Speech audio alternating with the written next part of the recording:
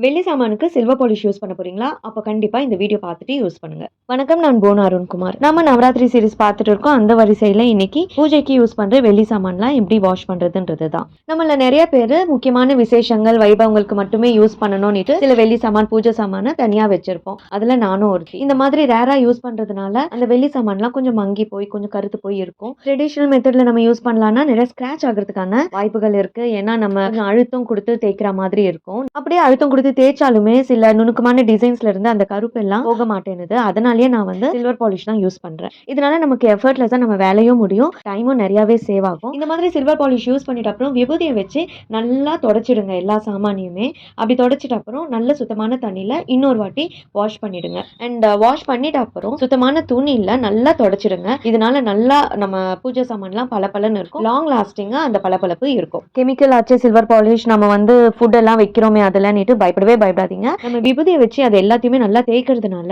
அதுல இருக்கிற கெமிக்கல் சுத்தமாவே வந்துடும். அண்ட் அகைன் நம்ம நல்ல தண்ணியில வாஷ் பண்ணிடுறோம் அண்ட் துணியாலையும் தொடச்சிடும்ன்றதுனால பயப்படவே வேணாம். அவ்வளவுதான். இந்த வீடியோ பிடிச்சா சப்போர்ட் பண்ணுங்க. Bye friends, take care.